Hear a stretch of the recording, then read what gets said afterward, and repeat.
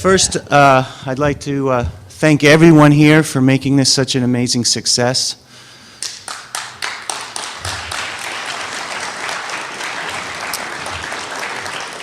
And I'd also like everyone to know that we will have, all of this has been videoed, 3-camera video, and it will be edited and available and given out for nonprofit purposes, and it will be available on our website. So please, 911hartford.org. And if you'd like us to send you an email updating you, there's a list on the desk. So without further ado, someone that probably doesn't need an introduction, former Congressman Cynthia McKinney. Thank you very much.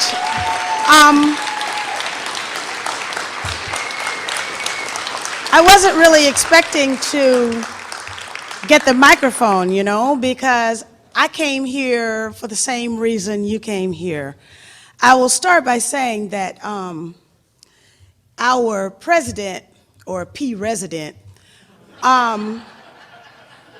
during the campaign was asked a question about his technological expertise when it came to cyberspace, clicking around in cyberspace. And he said, I click around. Well, I just happened to be clicking around, and I saw in my inbox a notice about this conference that was taking place today.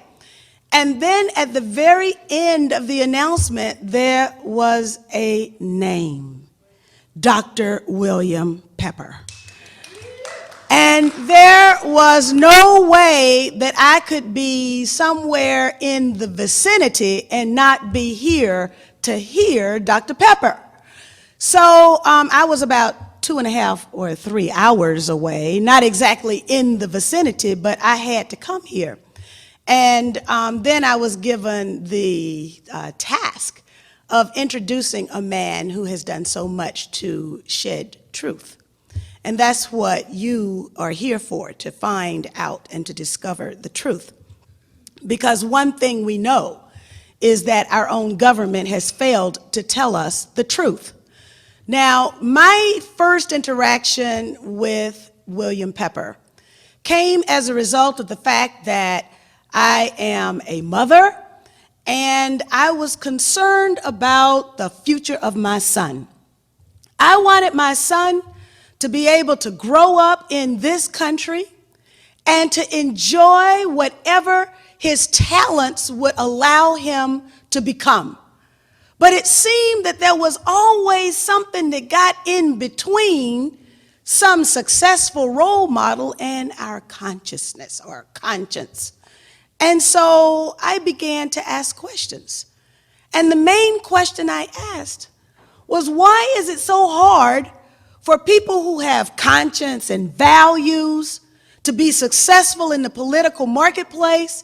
And why is it so easy for people who sell out to reach all of the riches and fame and, of course, get reelected time after time after time? I came across what I believe is the answer to that question. It's COINTELPRO, the Counterintelligence Program. We are what we are because it was meant to be. And then I became very involved with the King family because I increasingly understood that everything that my son had been taught in school about the murder of Dr. Martin Luther King Jr. was a lie. So now if they could lie about Dr. Martin Luther King Jr., what else could they lie about? Well, we're learning. But as a result of just me trying to get to the root of things or try to understand what makes our country run and actually who it is that's running our country, I became involved with Dr. Pepper. And he appeared in perhaps the most moving and most enlightening brain trust that I had while I was a member of Congress, and that was on the assassination of Dr. Martin Luther King Jr. And I didn't really know that Dr. Pepper was a 911 truther. But now, of course, I understand that too. When we start out with a reading of Operation Northwoods, we know that then the murder of Dr. Martin Luther King Jr. or any other murder is perfectly within the capacity of malevolent forces who might at any time seize control of our government. And it is up to us, after we learn the truth, to do something about it. And so Dr. Pepper is a vehicle for truth. So I have been given the pleasure of introducing Dr. Pepper as that vehicle of truth. And then finally, I would say this. Our first president, in his farewell address, warned us about the false patriots. He said to us, beware the false patriots who would wrap themselves in the flag while at the same time usurping our very values. So Dr. Pepper is one of those true patriots. You are the true patriots. And you, through your pursuit of the truth, will be able to protect us from those false patriots. I want Dr. Pepper to come and give me some more enlightenment and to enlighten all of us, because he is a very well-studied man. Thank you.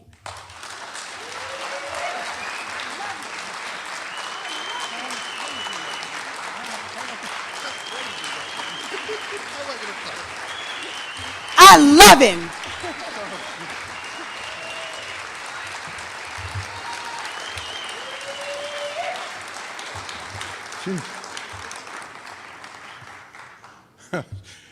I think I should leave now. I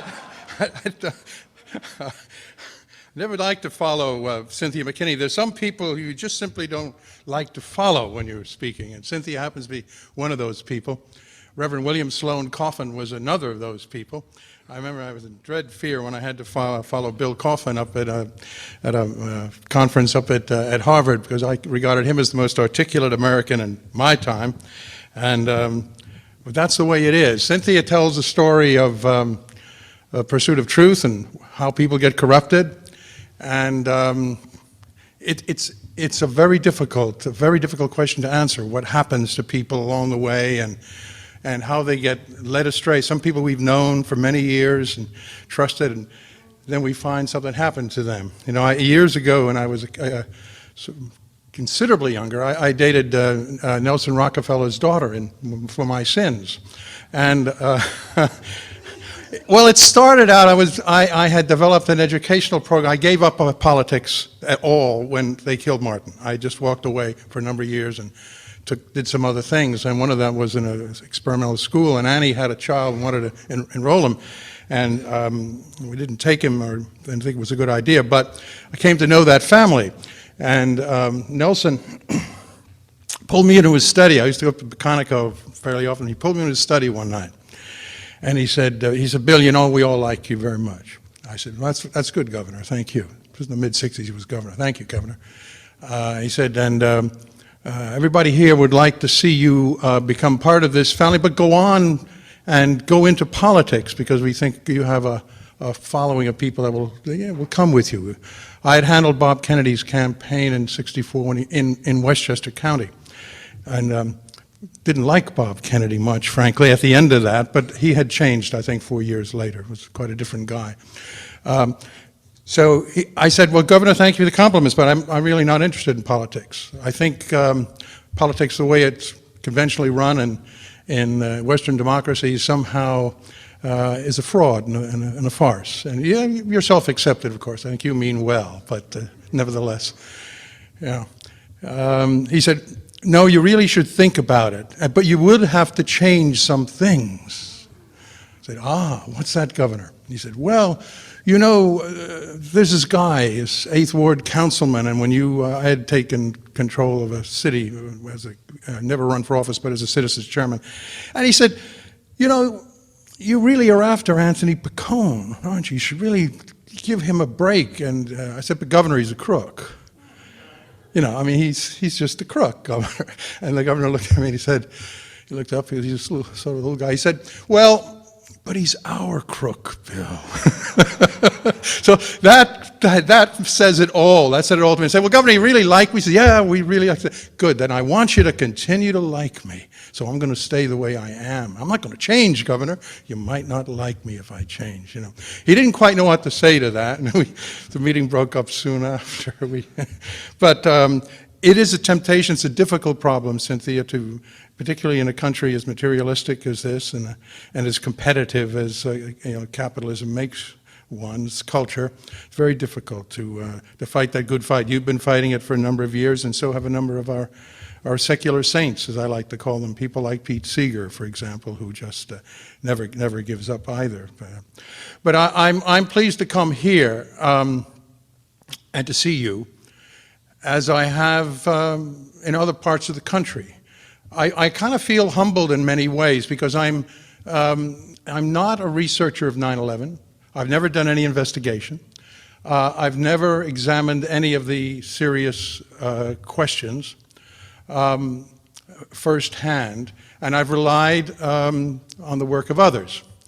But I applaud that work that's gone forward, and I applaud the interests of people like yourselves, whom I've met in San Francisco or Chicago and of course New York. And I really want to earnestly urge you to continue what you're doing, because that's what you're doing is what citizens should do in a republic. And what a government that's increasingly moving toward fascism will not want you to do. So you have to do it. You have to continue and you have to struggle. And I admire you for that. And please don't give up. Write, produce films, hold conferences like this.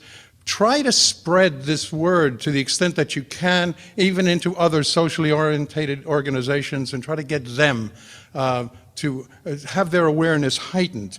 And that's a very difficult thing to do. I know it is. But one of the problems with the movement for social change in America forever has been the departmentalization and almost the isolation, the separation of one group from another. I had lunch with another friend of ours, Ramsey Clark, about 2 weeks ago, and I said, Ramsey, he's a poster boy for the, as you know, for the ANSWER group, the anti-war group. I said, Ramsey, this has gone on too long. We've got to bring all of these groups together. People like you and Cynthia, are cut the same way in terms of these 9/11 people across the country. And it's only when this movement gets consolidated, it's only when this movement unites that's really going to have the kind of strength that it needs to have. So I urge each and every one of you in your relationships with these people and other organizations to try to bring them in, try to bond with them to the extent that you can. Now I'm going to caution you, and this is like a broken record for people who've heard this before, and if people have heard some of the anecdotes, some of things I'm going to say before, please, I apologize, but there are points that I use that I want to make to you, and they come from personal experience, and this word of caution does as well. And everywhere I speak, again, it's the broken record reference, but I think it's very, very important that you understand this. This movement throughout the country, whether it's here, wherever the chapters, the branches are, whether they're in Atlanta or San Francisco or Los Angeles or New York, is targeted. You will be infiltrated. There will be government people who will come in, who will try to become a part of your movement, and sometimes they will have very radical and very crazy ideas to put forward to the group.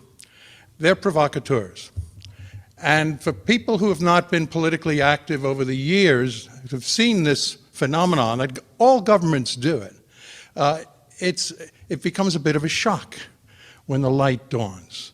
So it's very important to be wary of that and to be cautious. That doesn't mean you're being suspicious of your neighbor. It means that you think for yourselves about what you believe in, what makes sense and what doesn't make sense.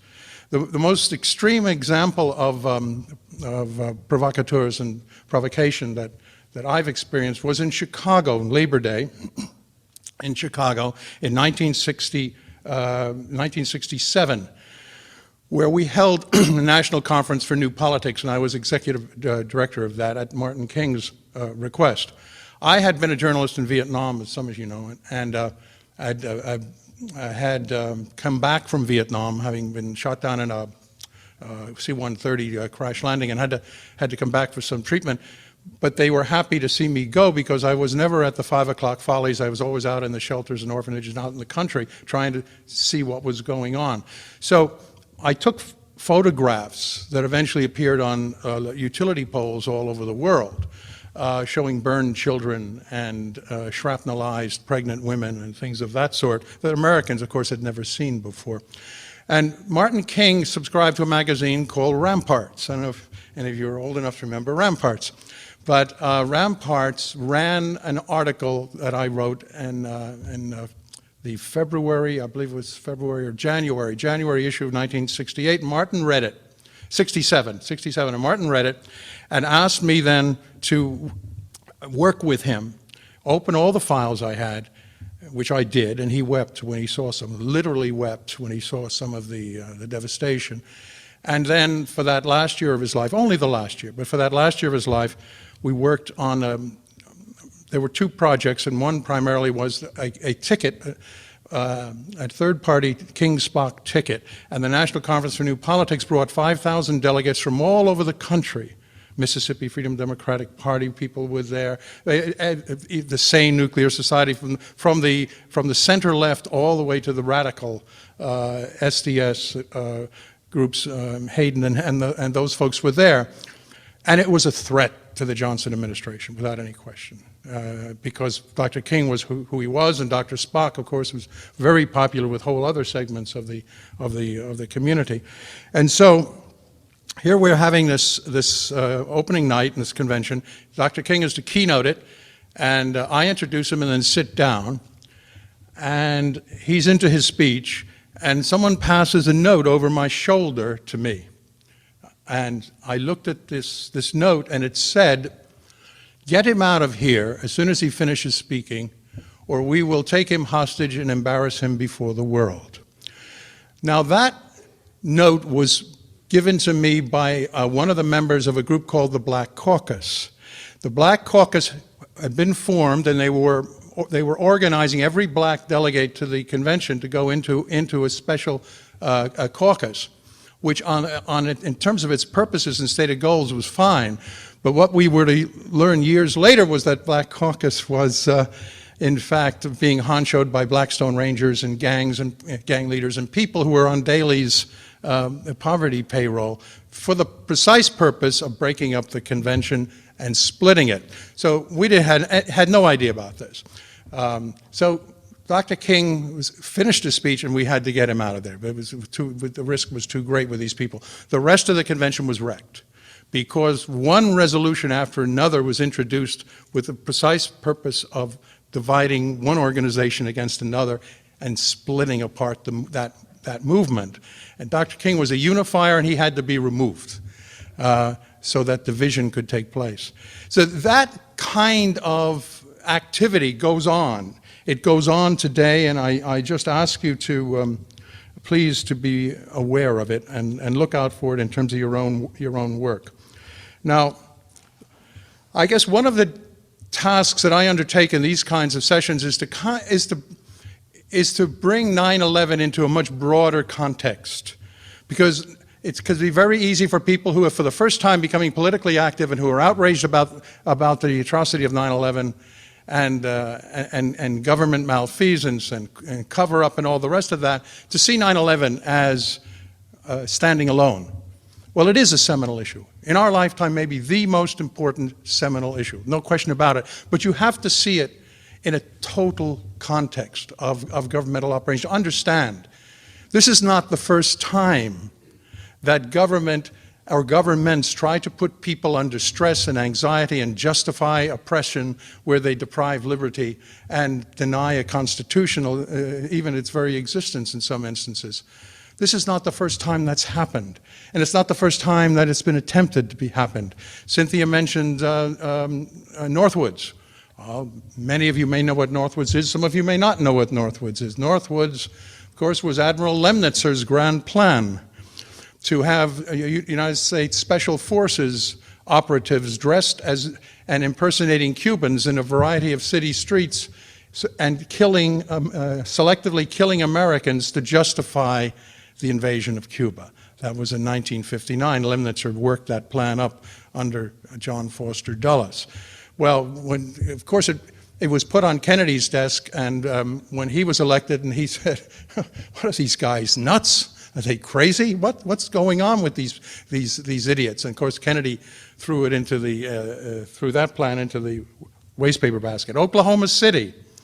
Oklahoma City is another example, I think, of a situation where there was $3 billion locked in counterterrorism legislation, had been locked there for a period of time, had been blocked, had not been allocated. Oklahoma City bombing takes place, the building comes down, all that money gets released, and there are jobs for the boys and money for the well-connected and the cronies as a result of that. You know, McVeigh blew the front off that building with his fertilizer, and he thought he did it. He thought that he actually did it. When I was in London, somebody sent me these rolled up sheets of paper, and I assumed, when I looked at it, that it was being sent to me by a member of the Corps of Engineers who had a conscience and who was concerned, and who had participated in the wiring. Because when I went through it, it was the wiring plans for that building. And even today, as time lapses, people will come forward and say, yes, you know, I remember engineers running in there to take out unexploded bombs. So that was another example. World Trade Center 93, I mean, the FBI organized that whole operation. That's not even denied now. And they even said to the guys they entrapped, don't worry, these are not real bombs. So governments do these things, don't they? In Russia, I was in Moscow around the time that the apartment buildings, I don't know if you recall that, there were apartment buildings blown up. And the word immediately went out from the Kremlin that it were the Chechens. And that they used that as a means and as a rationale for invading Chechnya and doing what they have done to the Chechen people and to what was once a formidable city, Grozny, just destroying it. And at that point in time, friends of mine there said very clearly, this is an intelligence operation, this is an inside job, and they're about this in order to get into Chechnya and to use it for that purpose. There is the Berlin Disco. I mean, the Berlin Disco was laid at Gaddafi's door, like many things are laid at Gaddafi's door. We change scapegoats, don't we, from decade to decade. And of course, Gaddafi has been a major scapegoat, and so Berlin Disco was laid at his door. But the German authorities had no hard evidence at all that the Libyans were involved. And that was used as a reason for the shelling, the missile shelling of Gaddafi's home in Tripoli, and the killing of his 4-year-old daughter. When I went to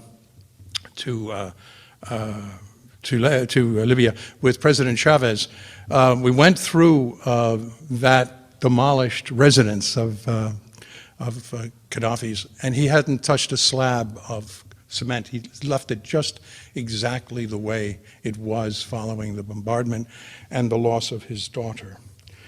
So we have those situations, and in an imperialist way, what do we need to look at? We stole half of Mexico, didn't we?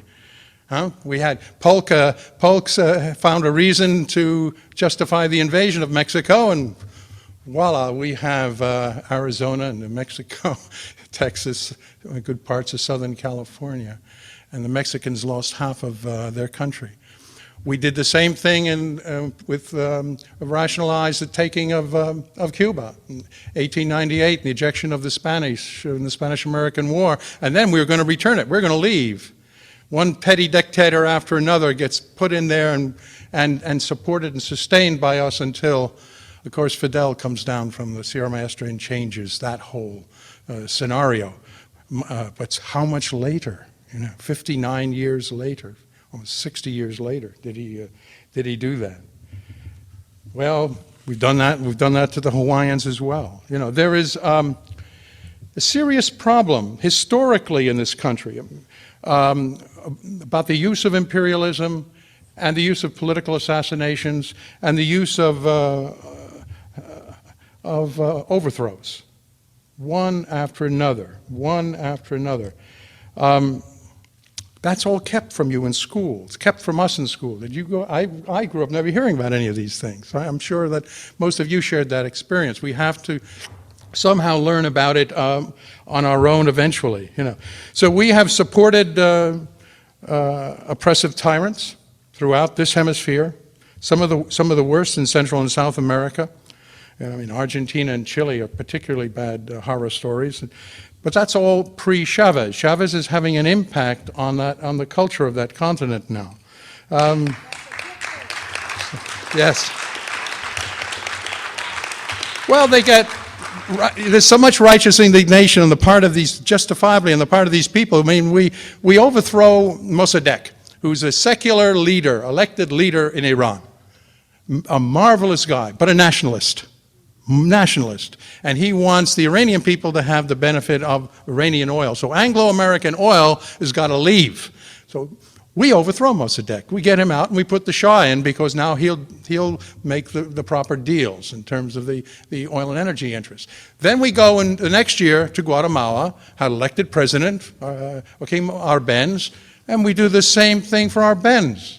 We overthrow him. And Guatemala has been a nightmare, hasn't it? Ever since. To this day, it's a nightmare. Tomorrow, Molina may be elected president. He was trained at the School of the Americas. He's an American-trained fascist torturer and murderer who now may be elected president once again in Guatemala. So this horrific story goes on and on and on. We support in every way, subsidize in every way, transnational corporations, particularly the agro-corporations, send them into the hemisphere, let them destroy the economy, the agricultural economy of these people, literally destroy it so that the farmers and their children have to move into the cities and try to find fabricating or other kinds of jobs because they can't compete with American products that are being imported to places like Guatemala, El Salvador, Honduras, and Nicaragua. So we destroy their economies, and then when they try to come north to find jobs to feed their families, we have this outrage about these immigrants trying to come here illegally, and that double standard is just incredible. It's incredible. So 9/11 relates to all of these things. 9/11 relates to the destruction of the working class in this country. It relates to internal economic problems that are rising faster than the masters here might want them to. And through radicalizing and making people aware of the 9/11 issue, I think it's maybe very well in line for that swath to be cut quite away. We've incarcerated, how many? Over 2 million now, isn't that right, Cynthia? Over 2 million people. Large percentages, of course, are black and Hispanic. Overwhelming, what is it now? Over 90%, I suppose, are on drug-related charges. Medical problems by the rest of the world, but criminalized in the United States. And yet the United States has been historically the largest drug-dealing, drug-trading operation on the planet, in the history of the planet. How little do we recall and remember Mena, Arkansas, and you remember, and Bill Clinton as governor of Arkansas welcoming George Bush's aid to make the deals with respect to the drugs that were smuggled illegally into Mena and then picked up by the Bloods and the Crips and the various gangs and taken to the streets of American cities and sold with 50% of the profit going for agency covert operations and 50% remaining with the gangs. America's had an ongoing large drug dealing operation of this sort. And look what we do to the characters who get pushed into that business in the streets and then incarcerated. In the southern states, we have perpetuated slavery, or at least indentured service, haven't we? Because what happens down there when you get sent to prison, or even to the county jails? I've spent time visiting a number of county jails and prisons in the South, and they rent that labor out. And it goes out, as it always went out to some of the plantations. They may be owned by corporations now rather than individuals, but they rent it out. It goes there. Those guys go out, they work every single day. They have no say about this. So if they're not slaves because they're not physically owned, they're at least indentured servants because they are in fact owned and they have a servitude to the state, for on behalf of the state. So that's not talked about. Not only are these places hellholes, but even their labor is not talked about and how that produces the kind of income that it does. So I think 9/11 exists in that context. It exists in the context of the whole range of executive orders that this president has signed. What you're doing here tonight, and what your brothers and sisters in California picketing against Chevron may be doing tomorrow, or were doing last week, is a felony. It could be called a felony. They could arbitrarily pick you up, as they could pick up those people, because there is a relationship, particularly in terms of the Chevron people, to the economic reconstruction of Iraq, and if you do anything that harms the economic reconstruction efforts of Iraq, like stopping Chevron, which is a major bidder for the privatization of Iraqi oil, if you try to stop that, you are interfering with the reconstruction of that country. That's a felony. They can pick you up. They will take your house. They will take your cars. They will take all of your assets. And goodness knows what they will then do to you. That is where we can additional over 600 facilities that qualify presently for refurbishment for the same purpose. And the slight rationale is, well, if we get a huge influx of thousands and thousands of illegal immigrants, we got to have some place to put them. So we're going to build these camps in strategic areas of the country. Well, how many thousands of illegal immigrants are going to end up in Maine, are going to end up in Indiana, are going to end up in this state, Connecticut? Every state is targeted for these places. So that immediately begins to, even the most skeptical will say, well, what's that all about? And if KBR has a $385 million contract as we sit here, you can bet the cost overruns on that will soon appear as they go on. Well, you know, a lot of people will say, a lot of historians, I know some historians will say, but you know, we've been through this before. This is a swinging of the pendulum to the right, and it'll swing back as it always has before. And they point to the Palmer raids and the arrest of Eugene Debs, and he was sentenced to 10 years, and Palmer raids resulted in hundreds of arrests. And after World War I was over, then they were released. What they don't say about that, of course, was that the Bureau of Intelligence and military intelligence before that were gathering files on black people in particular across the country, and those files remained right straight on down to the present day, because they regarded black people as being the best target for communist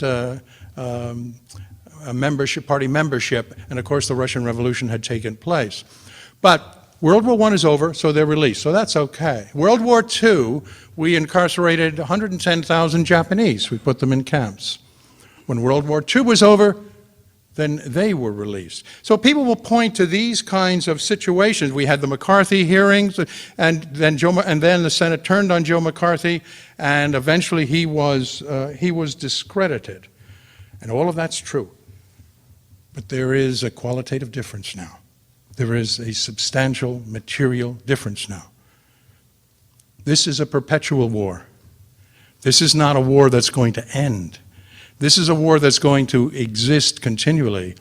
And if there are incidents here or abroad that they can use to heighten anxiety and justify more expenditures, of course they will use them.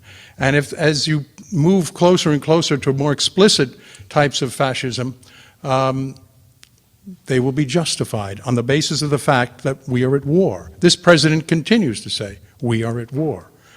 And it is a war that's not going to end, says Rumsfeld. And it'll go on well beyond our lifetimes. They're sowing the seeds for keeping a nation in a militaristic frame of mind, militarizing the culture at every level. Anyone who sees what's going on the streets of urban America sees a quantitative and qualitative change in the way the police are being trained to deal with problems in the streets. We are truly militarizing this society in an unprecedented fashion. And then we come to the next real war. And of course, you know that's Iran. Now there are people saying, no reason to invade. We really don't need to invade Iran. We can't handle it and all of that, and we shouldn't do it. Well, Nick Burns is Assistant Secretary of State for the Middle East, that region, and he had some quiet words with some colleagues of mine at Oxford. I convened a seminar on international human rights at Oxford University for 2 years before I took the time off to write a book on Hugo Chavez. And Burns was up there, and he spoke to some of my guys very candidly, and he said, I've been given until December 31st.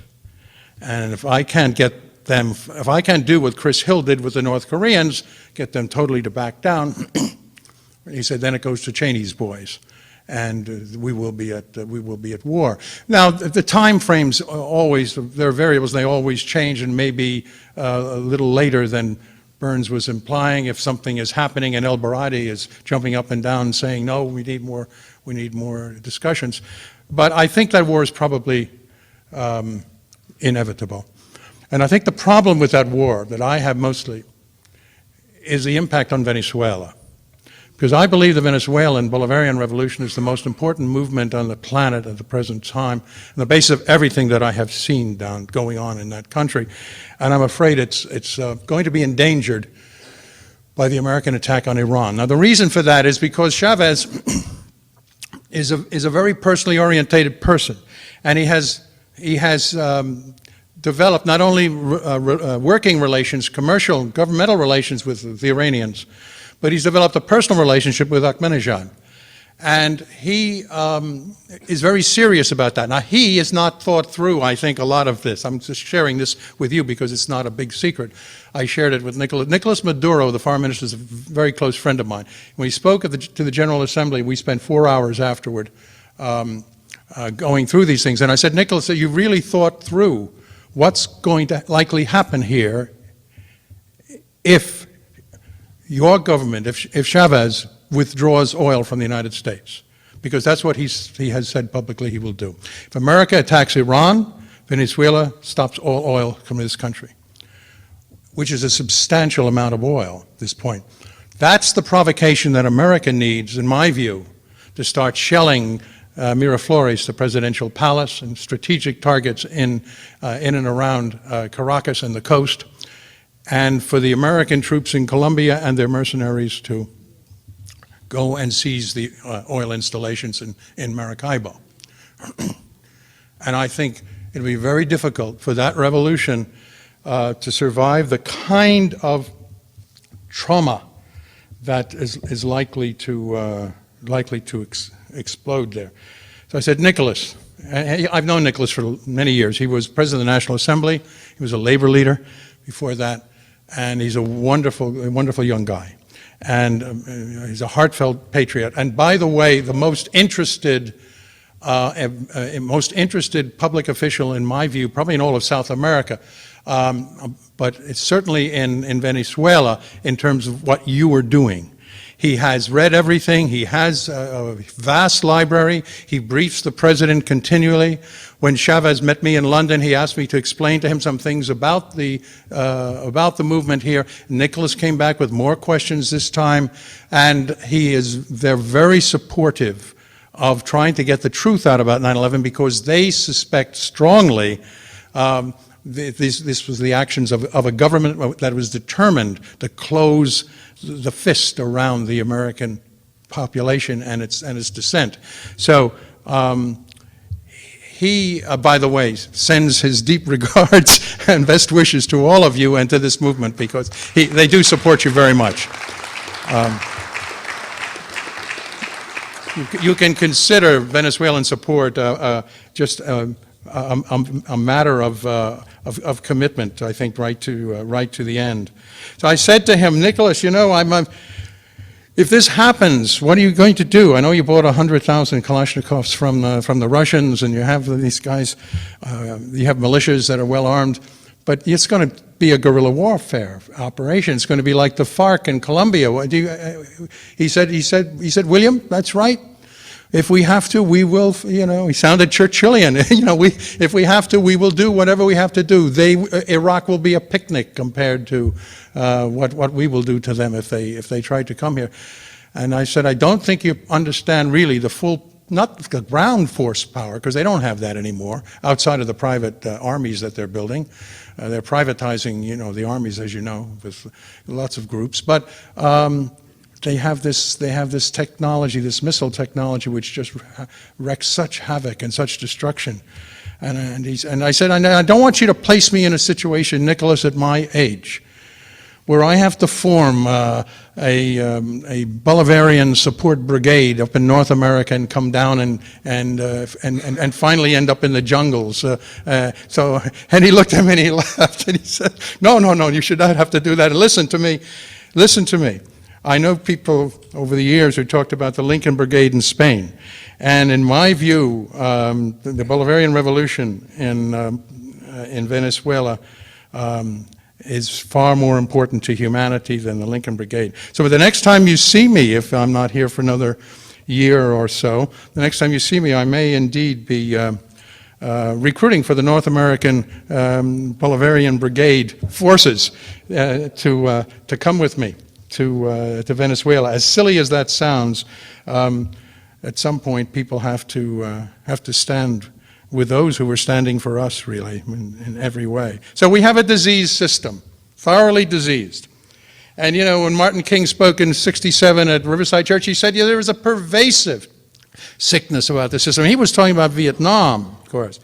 But it's gotten so much worse, hasn't it now? We have a seriously diseased, infirm system. I don't think there's any question about it. Corporate capitalism has to grow every quarter. They have to grow every single quarter. They have to try to sequester all of the assets of this planet. They have to try to grab and take and steal and barter, do what they have to do to get all of the assets of the planet. And it's now become a race between the Chinese and the Americans for the assets of this planet. The hell with the people to whom they belong. This has become a major power struggle. And that here is what drives the system insanely, whether it, of course, oil and energy, but it goes way beyond that. It's just every single asset one can think of. They need to acquire all of the value of the world. Now how, in the light of this, how do average people, how do citizens rally? How do citizens affect this kind of monolith when they're putting in place a legal structure that can take you away?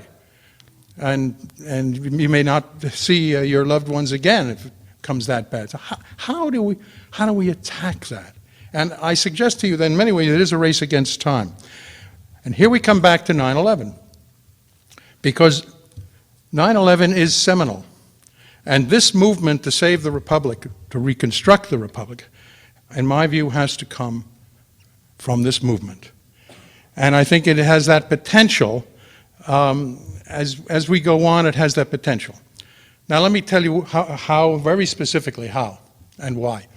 In New York City, there is likely to be a referendum, a ballot initiative put on the 2008 ballot, which will ask the voters of New York City, do you want to have a new independent commission that reinvestigate all of the events of 9/11, and in our view, that vote will be overwhelmingly yes. And so it is likely that there will be a commission formed, the City of New York, but it will consist of people from all over the world. It will have people of incredible integrity whose words will not be challenged. I mean, I'm speaking to people, because I'm happy to be one of the people in the forefront of putting this together. I'm speaking to people like Desmond Tutu, for example. Lincoln Chafee from your neighboring state, who, no, that way, sorry, Rhode Island, Chafee was incensed at what happened with the previous commission. He called it a farce. He said, Bill, this is an absolute farce. I was ashamed to be a member of the government. Of course, I will do whatever I can do and join such a commission. So I think we're on the verge of putting that group together. Now, it will have subpoena power, which means nobody should escape its net. There's another example of a person on the commission, the fellow who opened your conference here this morning, Ed Asner, an old friend of mine, has agreed to come on this commission. So I think that's the start. Now, what does that mean? We can hold hearings, they will subpoena people, there will be a staff, and there will be legal counsel. And it will probably run for about 2 years. And I think it's the kind of thing that C-SPAN will cover live, because that is right up their alley. Now, if C-SPAN covers it live, in addition to films that are made and all the rest of that, then that word is going to spread throughout the country and throughout the world. What the testimony is, what the facts are, what the investigation shows, and the investigation must go wherever it takes you, wherever it takes one, it must go. So to me, that's the brightest possibility of beginning to open up 9/11. Yes, you have to do the films. Yes, you must do lectures. Yes, you have conferences. Yes, you sing to the choir and all of that. But we need to have a formal proceeding such as this commission, and we don't need it, with respect to the most independent member of that august body, we don't need it supervised by the Congress of the United States. We can forget about the Congress of the United States.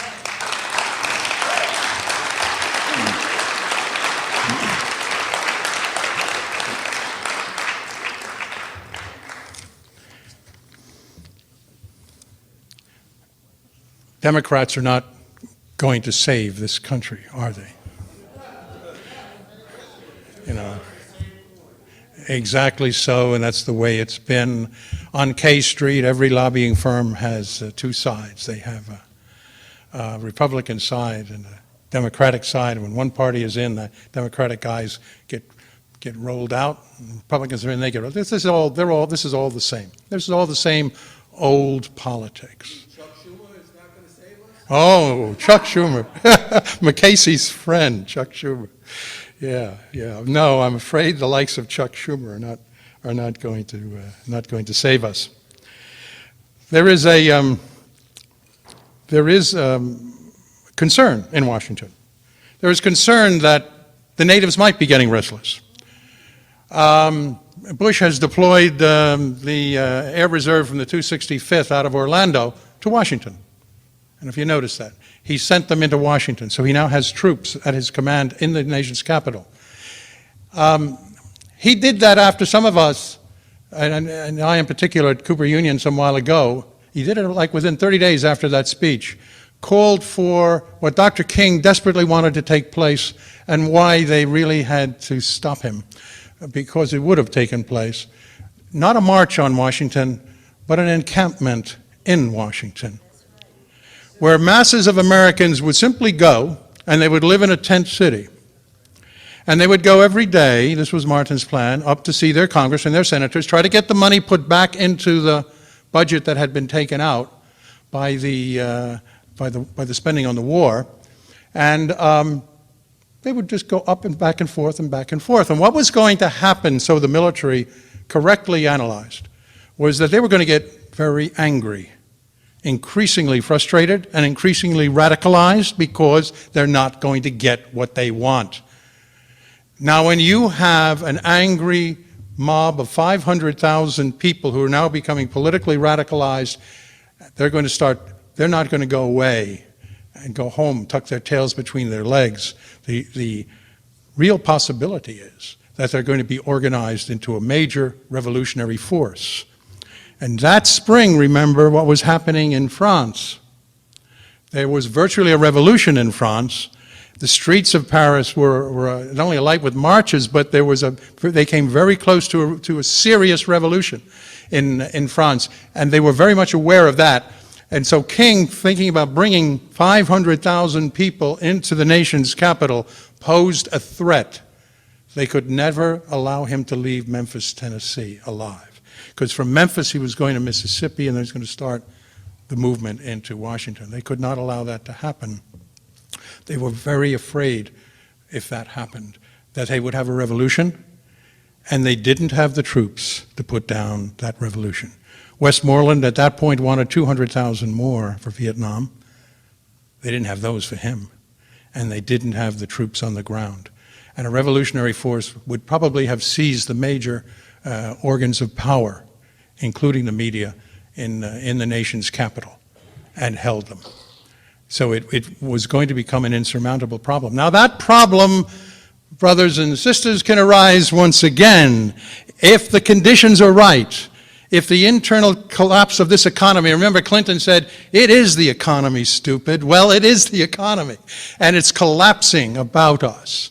If that keeps getting worse and worse, and the external stresses are as they have been and are becoming, it could very well be that we will be in a pre-revolutionary situation. Now, it might not be in my lifetime or many of yours, but you have to keep that possibility in mind, because in my view, as in the view of Mr. Jefferson, this country needs a serious reconstruction every 20 years. You know, Jefferson called for revolution every 20 years. They didn't teach you that in American history, but that was Mr. Jefferson's considered opinion when he saw the cronyism of his time already taking hold.